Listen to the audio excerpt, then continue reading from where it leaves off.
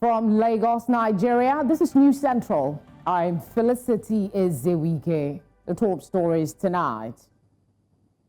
Tribute pours in for Niger Delta leader and elder statesman Pa Edwin Clark, who dies at 97.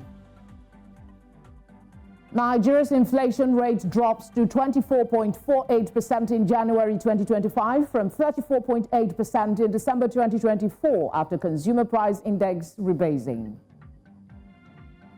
Russia says it won't accept peacekeeping forces from NATO countries in Ukraine under any peace deal. Nigeria faces 2.36 trillion naira electricity subsidy burden in 2025 amid push for cost-reflexive tariffs. And in sports, Samuel Eto'o files appeal with the Court of Arbitration for Sports after being disqualified from the upcoming CAF elections. Details in a moment. Tonight begins now.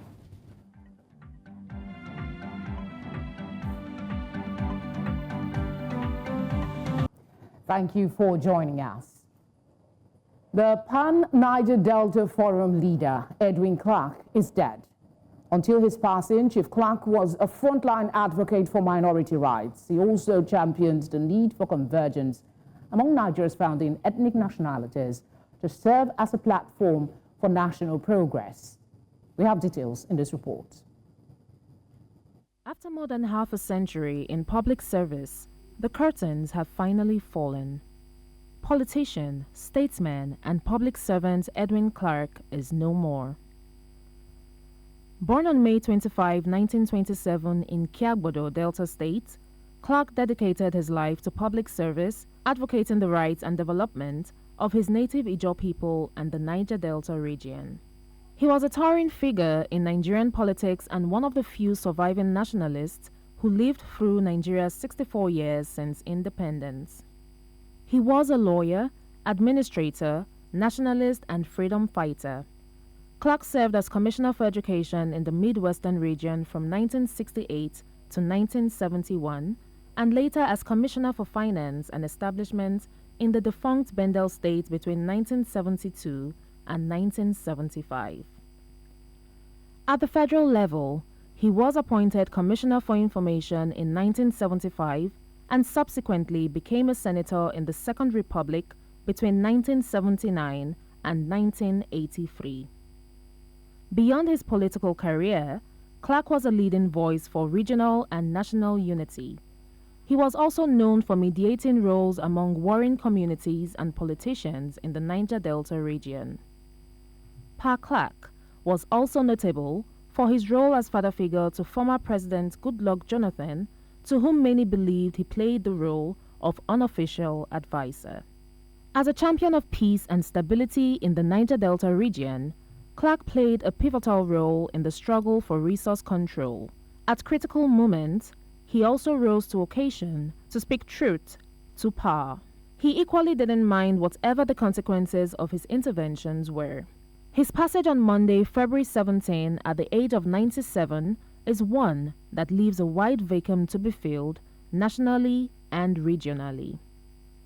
Coming especially on the heels of the passing of Afenifere leader Pa Ayo Adebanjo, who died at the age of 96 just a few days prior. Both Clark and Adebanjo are known for contributing to the political development of the country. In 2022, Adebanjo and Clark attended the Greater Nigeria Conference, which held in Abuja to deliberate on the emergence of the next Nigerian president from the southeast. The GNC was a pan-Nigeria dialogue organized by a global Igbo think tank, Nzuko Umunna, to canvass support for a presidential candidate from the region during the 2023 general elections. For Pa Clark, it wasn't always politics. As a philanthropist, he founded the Edwin Clark Foundation and established a university in his hometown. His death was confirmed in a statement by Professor C.C. Clark, a representative of the family. And as tributes continue to pour in, President Bola Tinubu, alongside some dignitaries, have taken turns to mourn the passing of the elder statesman Edwin Clark. The president describes Chief Clark as a towering figure whose influence was felt across Nigeria's political firmament for nearly 6 decades. Delta State Governor Sheriff Oborewori has also condoled with the Ijaw nation on the passing of the elder statesman, whose death he describes as the end of an era, a great era. Governor Oborewori added that Pa Clark's life and times was indeed well spent in the service of the nation. Former Delta State Governor James Ibori also described Clark as fearless and a federalist. Ibori noted that the late elder statesman was an exceptional leader of the Niger Delta region and was never afraid to speak the truth. Also, former President of Nigeria, Olusegun Obasanjo, noted that Pa Edwin Clark's stint as the official spokesman for the federal government in 1975 cannot go unrecognized. Obasanjo says he remembers him as a close colleague in the cabinet of General Yakubu Gowon. Also, former Vice President Atiku Abubakar noted that Pa Edwin Clark spoke loudly and worked assiduously in support of inclusiveness, especially for the minority ethnic groups in Nigeria. According to Atiku, Pa Clark was fiery, fearless, and forthright in its peaceful and constitutional pursuit of an egalitarian society. Nigeria's political elite have described the late Edwin Clark and leader of the Pan-Niger Delta Forum as a statesman that gave his all for the good of the nation. This was as visitors from across the country visited his residence in Abuja to pay their last respects following the news that he has passed on. Amadine Uyi was there and tells us more. Visitors, mainly from Nigeria's political elite from across the country, came to pay their last respect. They say the loss of the elder statesman has taken a heavy toll on them, leaving them in severe pain. It's a very bitter, touching experience for all of us that we lost Daddy today. On a day like this, I feel a sense of personal loss. Deeply. The feeling is a very bad one. Though mixed feeling, because in the first place he died an accomplished person. Living up to 97 is not easy. I'm sure if he has stayed on for another 6 weeks, we'll have clocked 98 years. It's not easy. Some of them add that his contributions to the growth and development of the nation cannot be overemphasized. He lived and died for Nigeria. He loved Nigeria. And he consistently preached and fought for a better governance of Nigeria, based on justice, based on equity, based on care for all. This is a man who has served as a rallying point for all of us. This is a man who is responsible, I didn't say was, for the creation of the Southern and Middle Belt Leaders Forum. Before you talk of Pa Clark's contributions to developments of the Niger Delta, you have to begin with his clear and undeniable contributions to Nigeria. He was a Nigerian statesman, a father of our country, a leader of our country, who led a lot of people in this country. He was a leader of leaders, a father of fathers. He's a warrior father, someone that really plays serious role in bringing some of us up. Others laud his sterling leadership attributes, saying Nigeria's current and future leaders can learn a lot from his life. Our present government, both at the federal or the states, they should learn from him, because at the age of 98, he was still relevant and making very important points. The late Edwin Clark was born on May 25, 1927. and passed away on February the 17th, 2025. In Abuja for News Central, I am Amadin Uyi. A lot of commendation for a brave life. Joining me now to discuss the life and times of late Pa Edwin Clark is Dr. Ominimini Obuoibi. He is the spokesperson of the Pan-Niger Delta Forum, PANDEF. Thank you for giving us your time. Reflecting on the life and times of Pa Clark as a statesman, what do you believe would be his, what would he be most remembered for?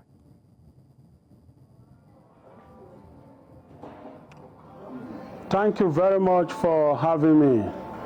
In fact, Chief Clark, our father, for many years stood for rule of law in Nigeria. He believed that everybody should be treated equal. He believed that nobody should be treated as a second-class citizen in Nigeria. And he fought very well, not only for Niger Delta, but for the downtrodden across the length and breadth of this country.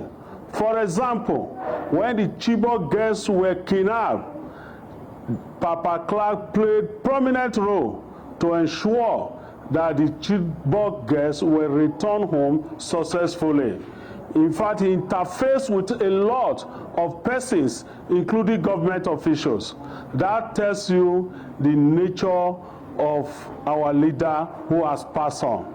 So Chief Clark was an embodiment of simplicity. He was relating well with both the mighty and the low in this country. He stood for equality.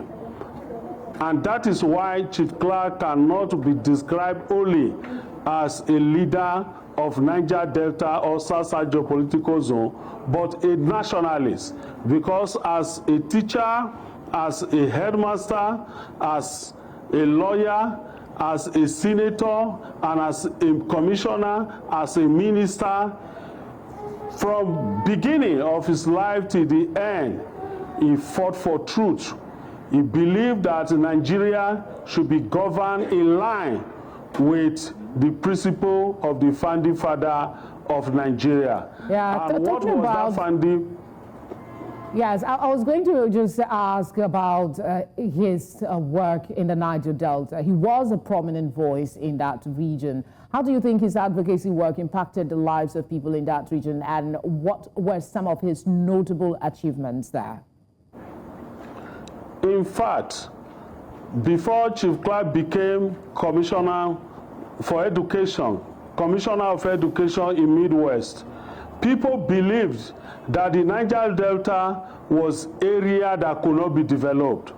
But Chief Clark broke that barrier. He was able to establish a lot of primary and secondary school in the creeks that gave education to Niger Delta. So Chief Clark brought education closer to the grassroots. And Chief Clark also brought the principle for people to know and to believe that the creek can actually be developed. Because there are cities abroad, areas abroad that are like Niger Delta. Look at Venice, for example. It's covered by water, and their means of transportation is water. So Chief Clark brought that belief to Nigeria that yes, the Niger Delta is not a terrain that cannot be developed. Instead, it is a special terrain that should be given a special treatment. So the people of Niger Delta, they are grateful for the impactful life Chief Clark brought to the region. Through Chief Clark, the region today has NDDC, and the Ministry of Niger Delta was also created for the people of Niger Delta. The amnesty, presidential amnesty program was also brought on ground as a result of the interface of Chief Clark with government. He was also known for his fearless criticism of government policies. Do you think his outspoken nature had a significant impact on holding leaders accountable, and what lessons can be learned from his approach? In fact, from Chief Clark legacy, principle should be the driving force of a man and not what he could benefit.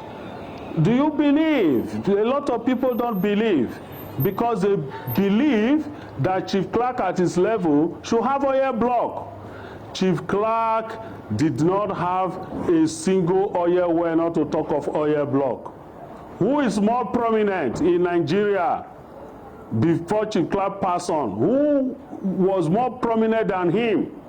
But he had no single drop of oil well, not to talk of oil block. Chief Clark did not visit NNPC any day to ask for contract.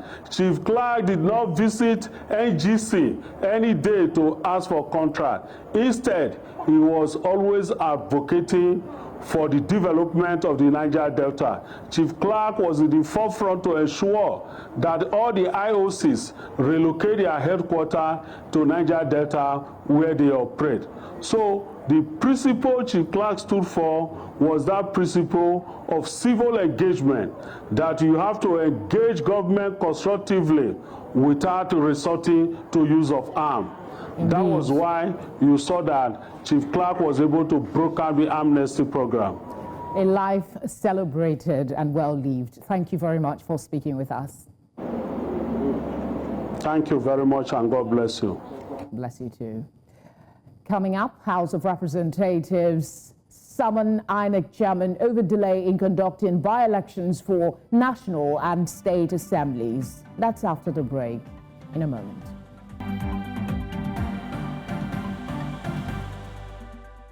The House of Representatives on Tuesday gave marching orders to the Independent National Electoral Commission, INEC, to conduct by-elections to fill vacant seats in national and state assemblies.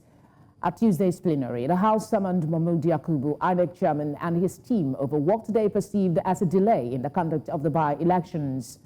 The lower legislative chamber passed a resolution sequel to the adoption of a motion sponsored by Jafaru Leko, a lawmaker from Bauchi State. Since the 2023 general elections, some lawmakers in the state and national assemblies have either resigned or passed away, with their offices yet to be filled following the vote. Following the vote, the House mandated the Committee on Legislative Compliance to ensure implementation and report back within 4 weeks. From politics, let's go to some stories on the economy. Nigeria's National Bureau of Statistics, NBS, has announced a decline in the country's inflation rate to 24.48% in January, following a consumer price index CPI rebasing exercise. This rebasing means a change in the reference year used for measuring inflation, adjusting how price movements are tracked across different sectors. News Center's Nasir Agbalaya files in this report.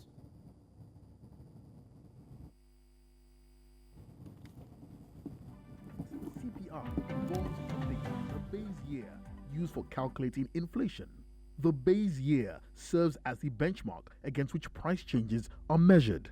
CPI is a relative index. Relative in the sense that you are comparing prices in the current period to a given period. That given period is what we call the price reference period, or the base year. Now, over time, the base year needs to be updated, that means brought closer to the current period. The process of bringing the base year closer to current period is called rebasing. Also, CPI is a fixed basket index, meaning that the item in the basket is assumed to be fixed for a given period of time. Now, over time, the item in the basket become obsolete because consumption pattern determine what is in the basket. And you know, consumption pattern changes with time due to change in income, change in taste, and other factors. Nigeria's previous CPI calculations were based on a different economic structure, which no longer reflects current consumption patterns. But are the data and base year chosen now without question marks? While it is right to always be based the CPI methodology as well as the GDP calculation methodology every 5 years, because you want to get realities, the current realities of the macroeconomy, you should ideally look for the base year that is more stable. Now, with a base year of 2024, there's a potential of skewing the eventual inflationary trends because you're not capturing the core shock years of 2021, 2022, 2023, and 2020 as well. Let's not forget that in that particular space of 5 years, that bandwidth of 5 years, we've had shocks from the cash crunch, we've had shocks from subsidy removal, cost-reflective tariffs, distortions caused by severe exchange rate deterioration, valuation of naira tanking, and we can add more and more. As Nigeria navigates its economic landscape, staying informed is crucial. We'll continue to monitor how this CPI rebasing influences inflation trends, government policies, and the daily lives of Nigerians. Economist and policy analyst Faiz Ali joins me now to tell us what this drop in inflation rate means for Nigeria's economy, especially to the common Nigerian. Thank you for giving us your time. What are your thoughts on this recent drop in the inflation rate, and is this a good development? Well, thank you very much for having me. On the surface, this decline appears to be a positive development, especially since we've been experiencing high inflation, and that has eroded the purchasing power of millions of individuals across the country, as well as contributing to economic instability. However, you could attribute this drop to the rebasing of the consumer price index by the National Bureau of Statistics, rather than a direct reduction in the cost of goods and services. So the NBS updated the CPI base from 2009 to 2024, meaning that the basket of goods and services used to measure inflation now better reflects current consumption patterns. Now, while this makes inflation data more accurate, it does not necessarily indicate that economic conditions have improved significantly. So despite the encouraging figure, I would argue that this statistical adjustment does not change the reality for Nigerians who continue to face high living costs. The economy still grapples with currency devaluation, high energy costs, supply chain disruptions on a daily basis, which have been major drivers of inflation. Therefore, while the rebased figure might give policymakers and investors a clearer picture of what the economy looks like, its impact on daily economic activities for the general public is minimal, if has any effect at all. For the decline of inflation to have any meaningful effect and any meaningful benefit for the citizenry, the government would have to focus on structural issues such as increasing or improving agricultural productivity, stabilizing the naira, and ensuring that there is consistent fiscal policy implementation across the board. How do you think the rebasing of the consumer price index has impacted the accuracy of Nigeria's inflation rate? Well, it certainly helps ensure inflation data accurately reflects the current consumption patterns and economic conditions of the country. So before the recent rebasing, the CPI was based on a 2009 basket of goods and services model, meaning it was outdated, and it no longer represented how Nigerians spend their income. So by updating it to the base year of 2024, the NBS has improved the accuracy of inflation measurement by including newer products and services that have become essential in modern consumer behavior. For instance, sectors like telecommunications and digital services have grown significantly in Nigeria since 2009, but they were not adequately reflected in the old rebasing model. Additionally, consumption patterns have also shifted due to population growth, changes in consumption habits.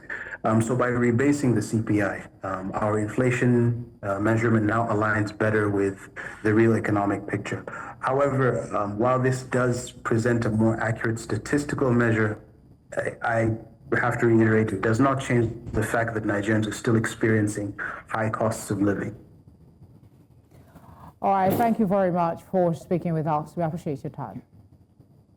Thank you. Still ahead, Imo residents urged to return to their homes after fleeing over heightened insecurity. Details in a moment.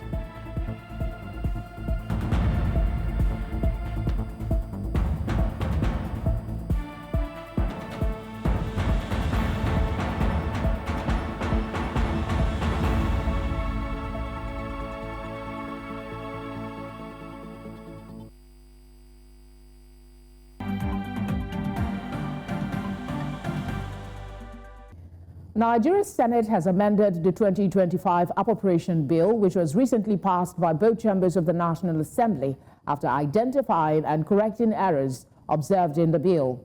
This was after the chairman of the Senate had brought to the notice of lawmakers several errors identified in the bill. A National Assembly correspondent, Sagir Ibrahim, tells us more. Adiola Olamilekon presented a motion highlighting the necessary corrections expected to be made to the bill. The primary adjustment involved changes to the recurrent non-debt expenditure, which has been increased to 13.58 trillion naira, while capital expenditure was reduced to 23.43 trillion naira. Recall that the 2025 appropriation bill was passed by the Nigerian Senate and the House of Representatives on Tuesday, the 13th February 2025. The Senate observed that at the point of cleaning and realigning, the Joint Committee on Appropriation discovered some inadvertent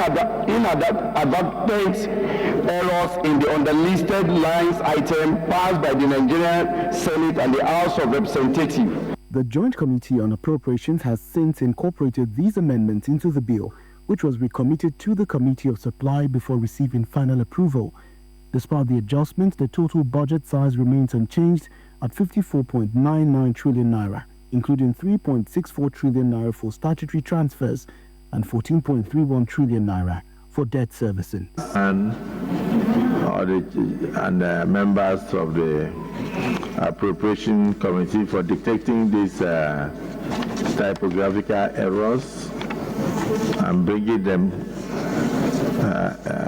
on time for us to receive and represent to Mr. President for assent, because it would have taken a longer procedure for amendment if this had already been transmitted to Mr. President for assent. So I commend you for the transparency. With the corrections finalized, the amended bill is now set to be transmitted to President Bola Tinubu for assent. In Abuja for News Central, I'm Sagir Ibrahim. To security matters, fleeing residents of Imo State, southeast region of Nigeria, have been urged to return to their communities as the state police commander shows of enhanced security.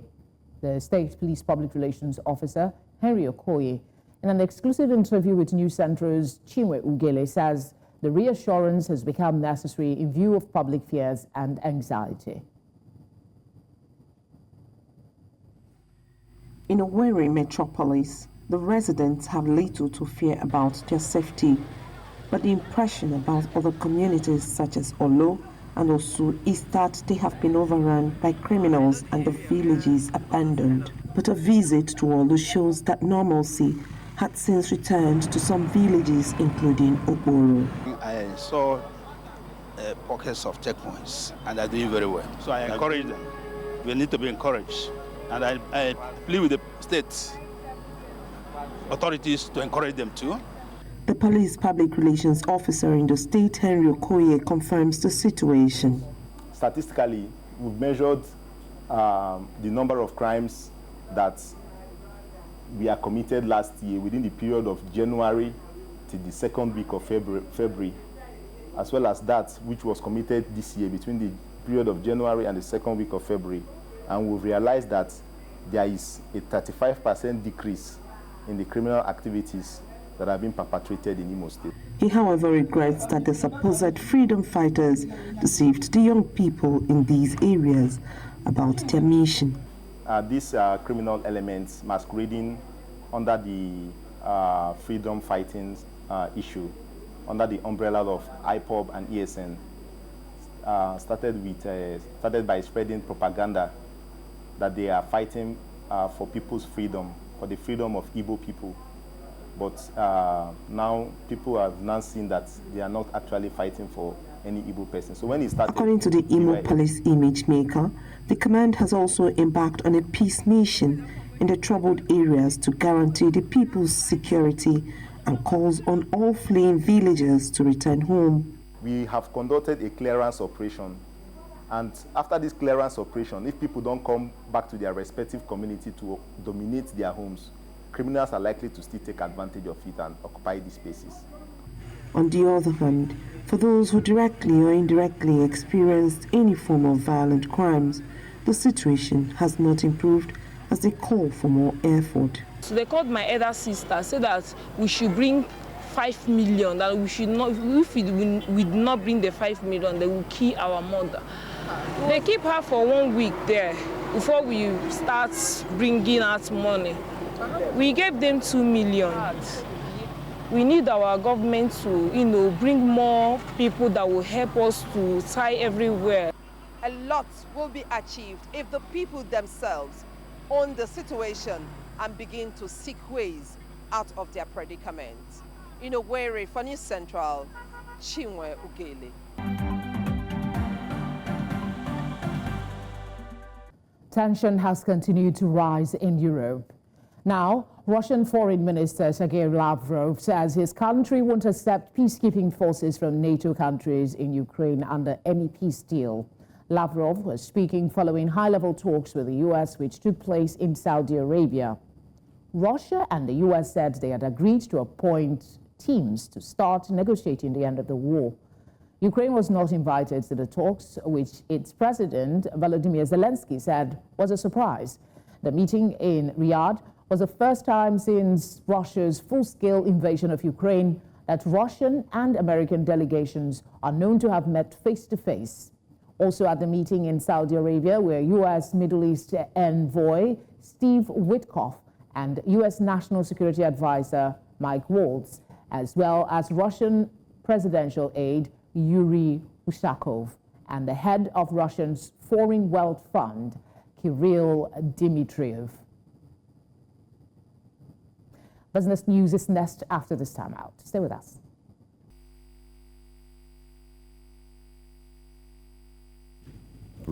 Am I going straight to the news or there's a break? Am I going straight to the news? No banter, straight to the news. Or I take the intro, then there's an advert break. You said? But this is broken now. What you have on the screen is broken. See now. So.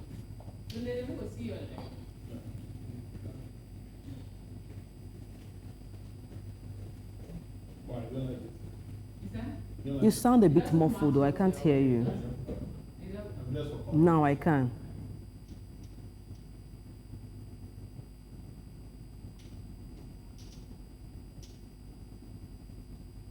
Because yesterday that was not the pattern. Okay. Yesterday they missed it.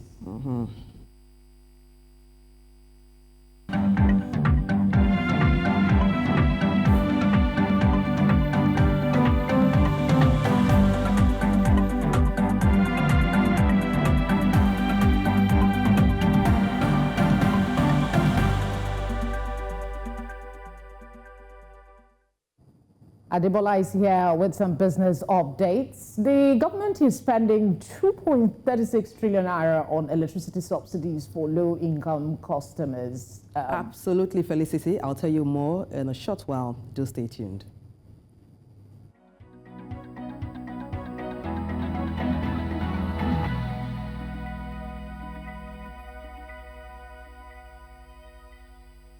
Business News in association with Money Master PSB, the easy way to master your money.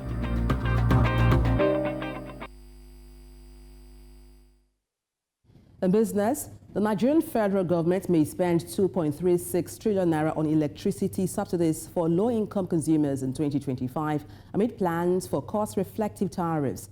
Now, the Nigerian Electricity Regulatory Commission reported 178.03 billion naira in subsidies for January 2025, despite budget constraints and minimal cash backing. Now, this reflects 10.1% decrease from December 2024. Subsidy calculations factored in inflation and exchange rate and power generation costs. The government aims to phase out subsidies by 2027, introducing social tariffs for vulnerable consumers to ensure sustainable electricity pricing. JP Morgan Chase has reduced references to diversity, equity, and inclusion in its annual report, reflecting the nation's largest bank's response to growing conservative scrutiny of DEI initiative. Now, the CEO, Jamin Dimon, criticized certain DEI spending as wasteful. These changes align with broader corporate trends influenced by activist pressure, legal rulings on affirmative action, and shifting political landscape as seen across Wall Street and major U.S. companies. Now, despite the changes, JP Morgan maintains workforce diversity data, emphasizing its commitments to supporting Black and Hispanic communities amidst ongoing debates. Trading activities in the Nigerian equities market ended on a negative note today, Tuesday, February 18th, 2025. And now today, Nigerian oil share index dropped by 0.25%, and that made it close at 107,660.98 compared to 107,937.74 base point from the previous trading day. Now, this reflects a year-to-date return of 4.61%. And similarly, the market capitalization fell by 166 billion naira from 67.346 trillion naira recorded previously.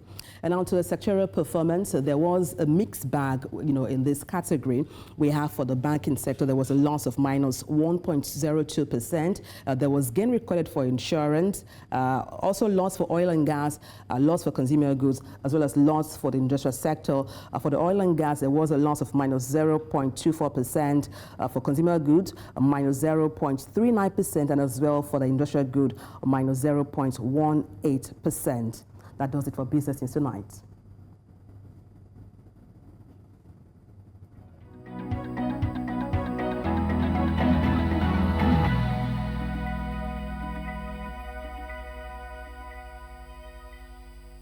Business news in association with Money Master PSB, the easy way to master your money.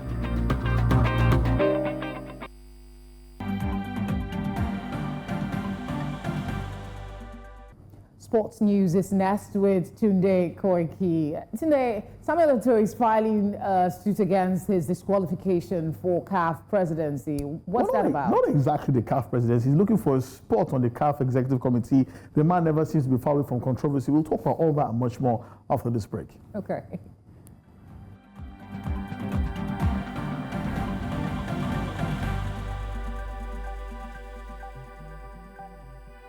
Sports Update, brought to you by Corn Oil. Corn Oil, we go the extra mile.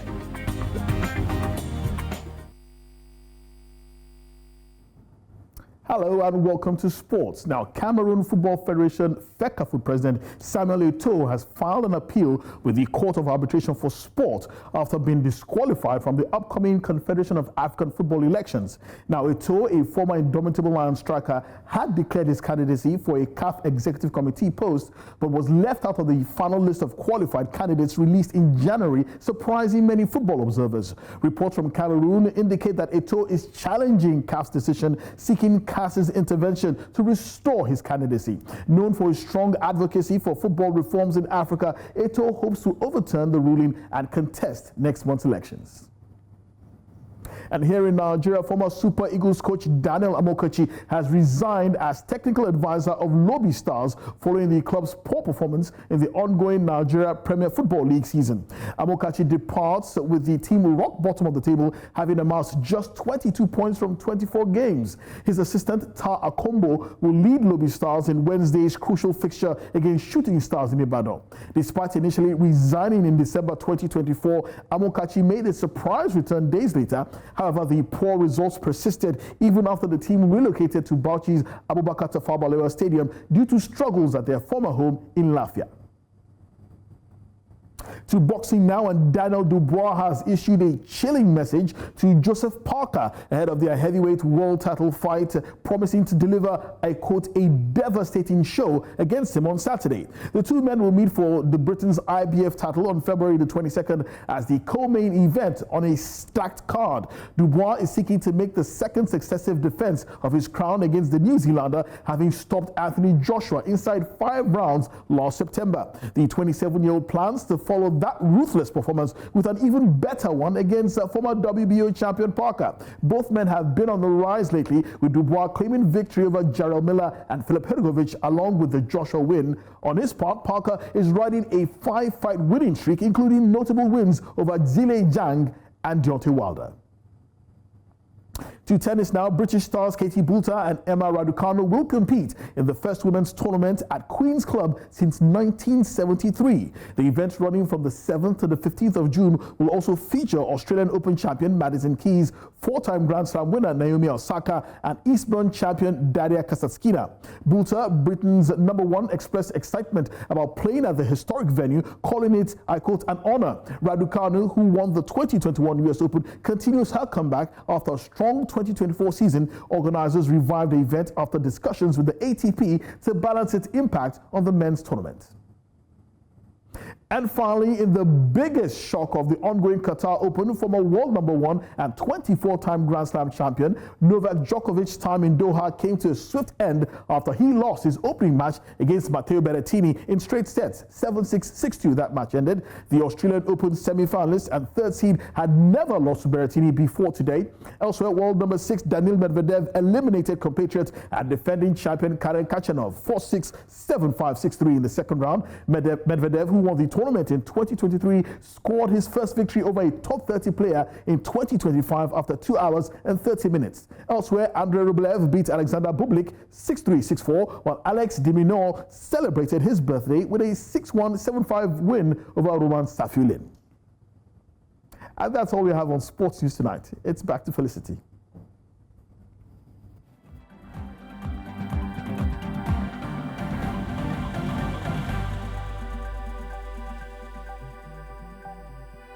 Sports Update, brought to you by Corn Oil. Corn Oil, we go the extra mile.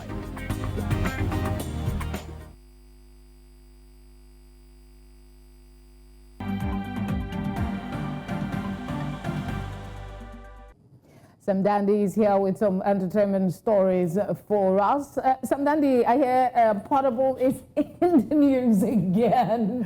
He is. I'm as surprised as you are. I mean, he's declared by the Ogun State Police, and he's reacted to the news. And Nigerians are surprised because he's called this one a spiritual attack. We're not sure how, but I'll bring you all the updates after this.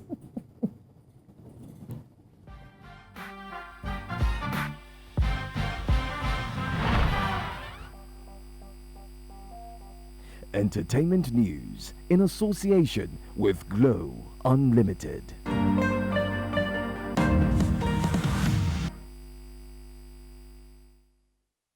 And now in entertainment, Nigerian controversial singer Portable has reacted to being declared wanted by the Ogun State Police for allegedly assaulting and obstructing officials from the Ministry of Physical Planning and Urban Development on the 5th of February this year. Now, citing charges of conspiracy, serious assault, and attempted murder, Portable was declared wanted, and his 9 associates have been arrested with bail set at 5 million naira each.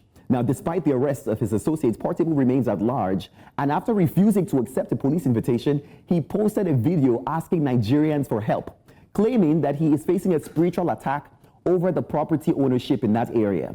Now, the controversial singer explained that his mother faced a similar battle over land ownership in Ogun State and suffered and wouldn't want to face the same fate as his mother. Now, a portion of his video had said, "I'm not rude to government, but rather I'm pleading with government." I don't know what to say about this one. I'm sorry, I can't stop laughing because that young man just tickles me all the time. She said a spiritual attack. I don't know what makes it spiritual. I'm still wondering how he's a celebrity and what the standards are for celebrities now. Really. Well, I guess it's the music. Maybe that's what makes him truly portable that we know. Let's move from that one. On the international scene, Taylor Swift has made history being named IFPI's biggest selling global recording artist of the year. Now, this is for the 5th time and for the 3rd consecutive year. The 35-year-old singer-songwriter is the #1 recording artist in the world, considering physical sales, downloads, and streaming. Now, IFPI is known as the first and only ranking to accurately capture an artist's popularity, and Taylor does this by surpassing Drake, who's, of course, being a part of this list and topped twice, and K-pop group 17, Kendrick, and more. Now, her last project, the Tortured Poets Department, led global album charts, global vinyl charts, global streaming album charts, and global album sales charts. I think this is absolutely incredible, you know, because everyone seems to love Taylor Swift, you know, to make her the biggest successful star of the year. I'm thinking about Wildest Dreams. Oh, that is definitely a killer song. But you know, it's so beautiful how sometimes people don't want to put in a box, but we've seen her transcend from country music to pop, and she's just doing it over and over again. She's a phenomenal artist, there's no question about that. Then let's not even talk about the amount of money that they're raking in from tours. Last year's tour was incredible, and we're hoping to see projects come out this year and tours as well. Well, I guess that's what you can take on entertainment. I am Sam Dandy.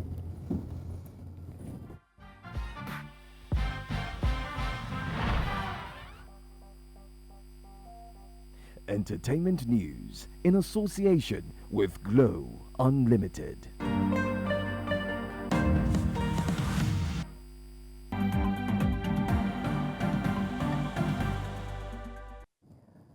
And that's all the news we have for you tonight. But before we go, here's a quick reminder of our top stories. Tributes pour in for Niger Delta leader and elder statesman Pa Edwin Clark, who dies at 97. Nigeria's inflation rate drops to 24.48% in January 2025 from 34.8% in December 2024 after consumer price index rebasing. We also told you that Russia has said it would not accept peacekeeping forces from NATO countries in Ukraine under any peace deal. You can catch up on all the latest news by watching News Central Live for DSTV channel 422, Star Times channel 274, Apple TV, and on YouTube. Don't forget to give us a follow when you do that. Thanks for watching. Good night.